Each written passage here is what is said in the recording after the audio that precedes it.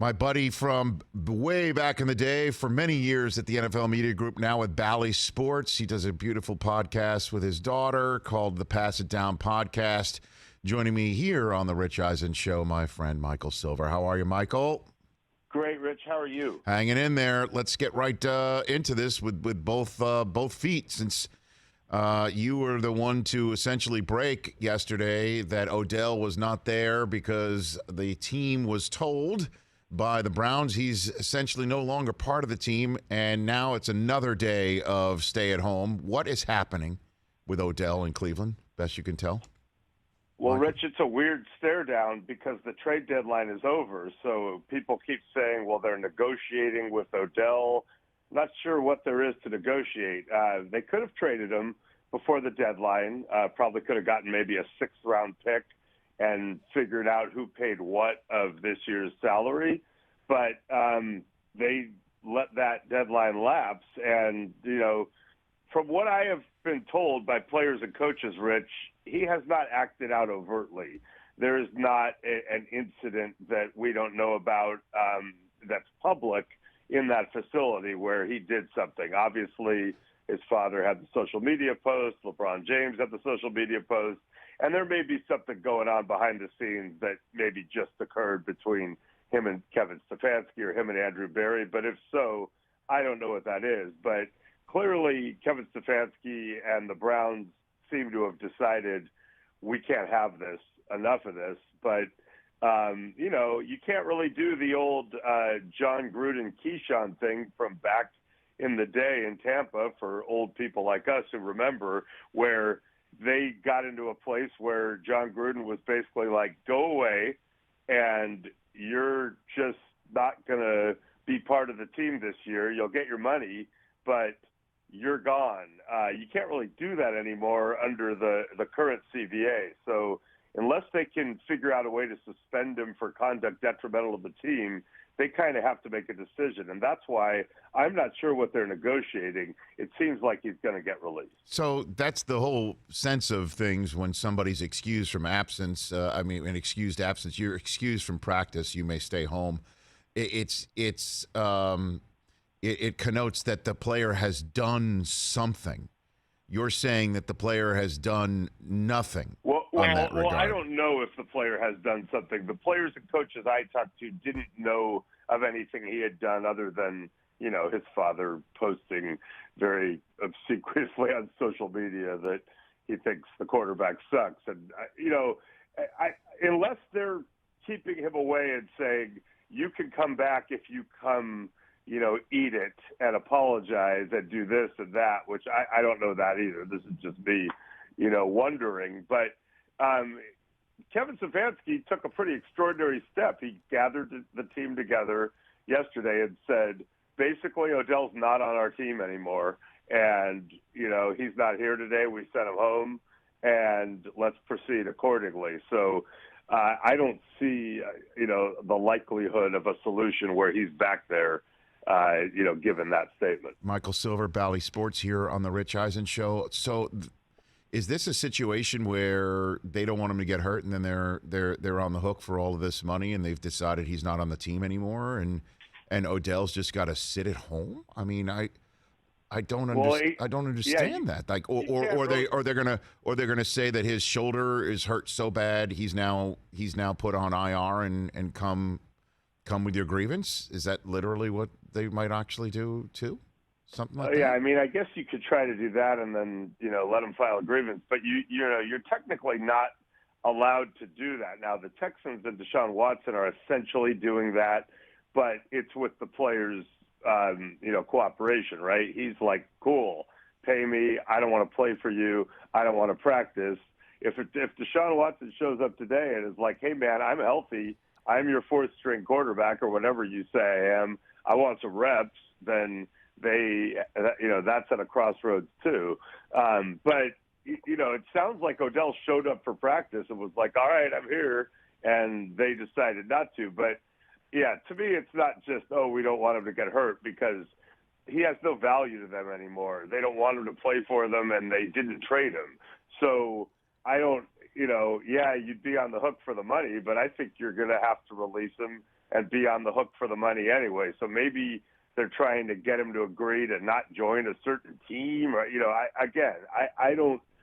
I'll try to find out in these coming hours and days. I don't understand what there is to negotiate. It seems to me like they missed their window, which was the trade deadline, to get anything. And now, if they don't want him, they probably have to cut him, and soon. Last one for you on this. What's your sense of what Baker feels about all this? His sense of everything and the relationship between them on the football field. What we do see on film that hasn't been edited by Odell's dad. Like what do you think is going on there? Well, I mean, it's funny because these are human beings, and I think fans tend to, even when they're dealing with human things, turn them into caricatures. I mean, I put a joking tweet out about the Dolphins, Chris Greer, the general manager's statement about Tua yesterday, which is, no, he's our guy. We were just looking around. And I said, try that with your spouse, which is not an original thought, but it applied here. And then you had the literal police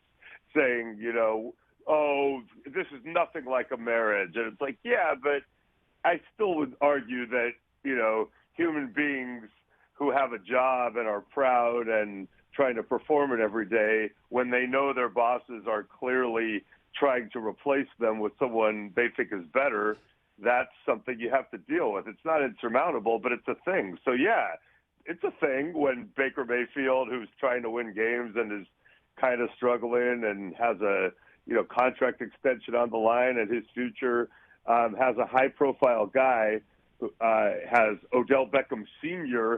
posting something that sure seems to be an attack, and Odell's not calling him right away, Junior, saying, man, my dad's crazy, that's horrible, I just cut him out of my family, or whatever you would say. So, yeah, it's a thing. Now, they seem to have bigger problems than that. I've talked to people inside that building. One person told me, I'm close with both of them, very close with both of them, and this didn't have to happen. I hate that it's happened, and I'm kind of struggling with the fact that there's this much of a disconnect. And, it does seem to be largely about football.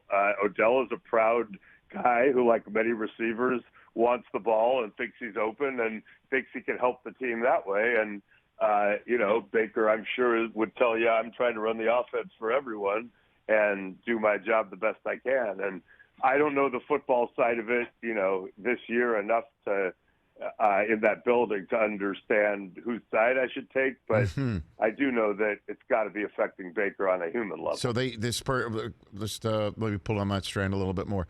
Said it didn't have to happen. What's the posting of the video this week that what? I think.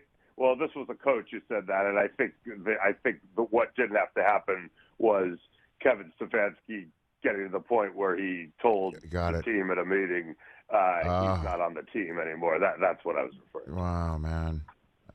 It is just remarkable because normally, again, something like this happens. There's a blow up. There's this. Somebody said that.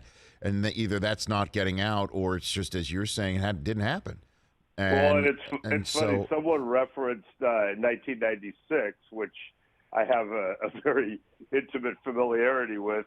Andre Rison had been in Jacksonville, and he and Tom Coughlin butted heads over, not football, over some, managerial type things. Who was the alpha? I remember because Andre told me the entire story at a Green Bay quote club, which is really a bar, one night in 1996 after he'd been cut and arrived in Green Bay, and told me a very detailed story, which is one of my favorites ever, and it was later corroborated by multiple witnesses. But he got cut. The Packers, who were trying to get to a Super Bowl and had receiver injuries, signed him, and he ended up being a huge player for them, en route to a championship. So, if Odell Beckham is waived, then people can put in waiver claims. He doesn't get to choose his own team. But if he clears waivers or, nobody decides to claim that contract, watch out. He might be able to pick his team, and we may see him in February. Yeah, I know. Certainly if he plays for, say, Baltimore, he might wind up in Cleveland. again, Yeah. but wearing purple. And that's probably that's exactly what I think this is about, to be honest with you, Michael, at this point, now that he's at home. I'm sure it is. I just don't know that they lost their right to determine that this season by the trade deadline passing. So that's why I'm confused by the timing. Mike Silver here on the Rich Eisen Show. So I'll give you the floor on Aaron Rodgers, I guess, to borrow a phrase of yours that you once uttered famously, the lip reader standing next to Aaron, WTF. Mike, what do you think?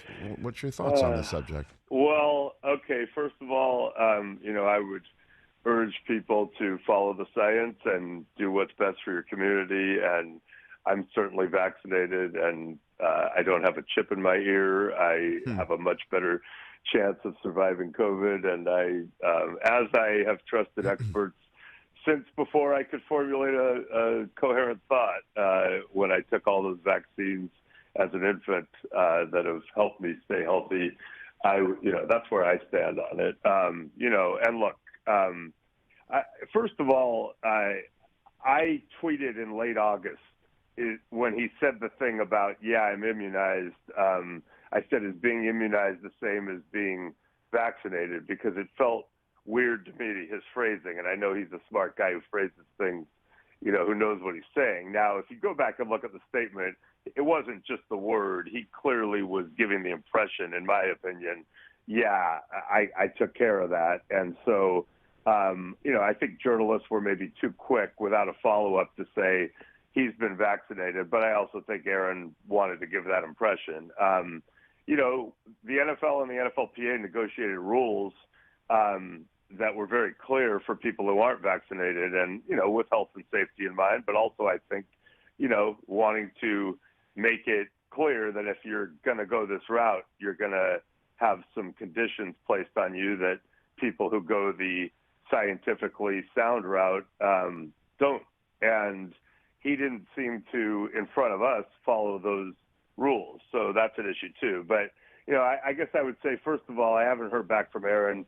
First of all, I hope he's okay. It's a crazy, lousy, horrible thing that has taken many lives. I know it. So I didn't want to, I know a lot of people were immediately like, he's a liar. I can't believe he did this to his team. The Packers should be in trouble. Like, it's fair to talk about all of that, and we're going through this as a nation and a world, and it sucks, and everybody has a right to feel strongly about it. But, I guess let's first, hopefully he's okay and comes back strong, and we can all debate this the way we should. No, I agree with you on that. It stinks that he's out of such a big game like this, and it stinks that he's got it. And if he was vaccinated, he'd have a shot to play this week. Even though I've yet to hear somebody who was vaccinated who did test positive that suddenly got 2 negatives in a row. Right.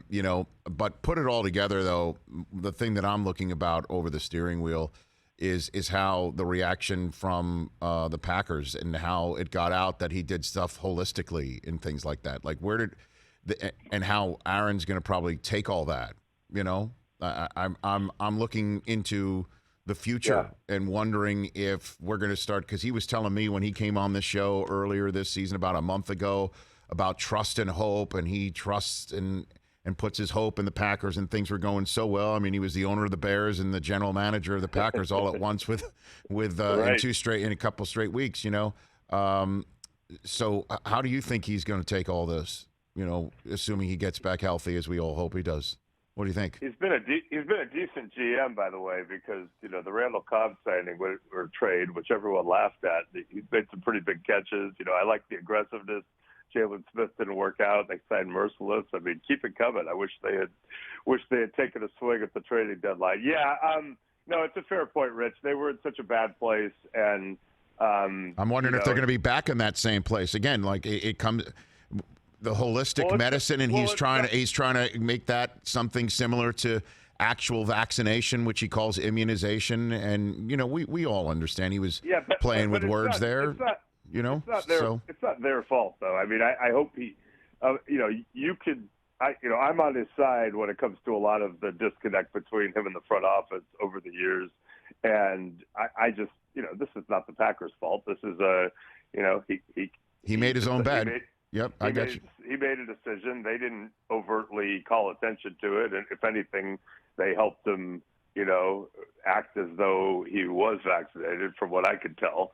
And even Matt LaFleur now is certainly who has a great relationship with Aaron, but he's not trying to throw him under the bus. I mean, Mike Zimmer got upset. Ron Rivera got upset. We've seen coaches get upset and frustrated when people won't get vaccinated. They don't seem to be doing that. But I think you're right. I think, the way they're behaving and will behave speaks to that sensitivity. And so probably they will, just be kind of, they'll just throw up their hands and take their punishment from the league.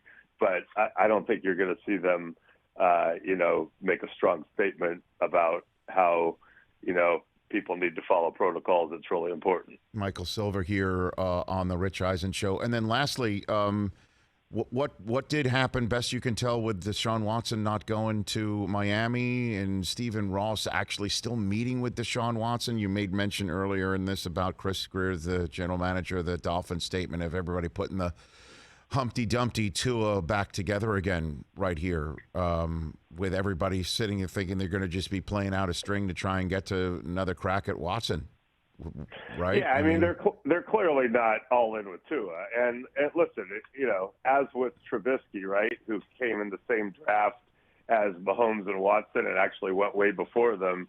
Tua came after Burrow. Okay, well, Burrow went one, but he's been really, really good. And he came right before Herbert, and you just can't ignore it. I mean, the guy's been, from the start, has been, a potential superstar. And so, they're not all in with him by any means, and I don't think that changes.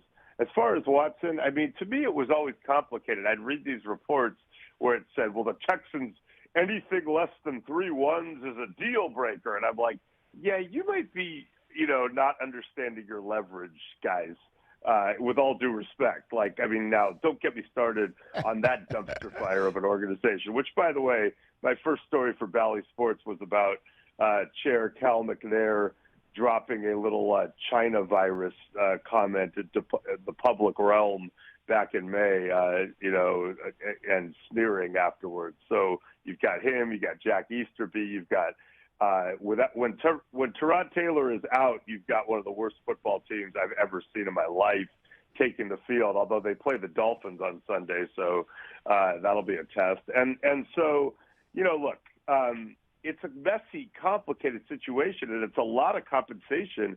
The owner has to be willing to handle that stuff in the community because there's some pretty, creepy allegations.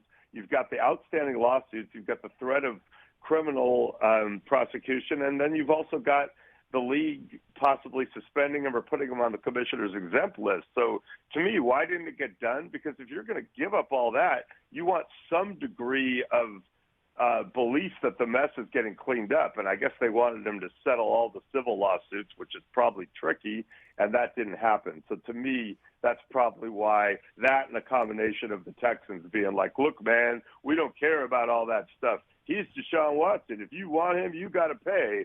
And it never made sense to me that a team would give up all that for a guy in that situation. Michael Silver, Bally Sports, the Pass It Down podcast with your daughter. Thanks for coming on the program.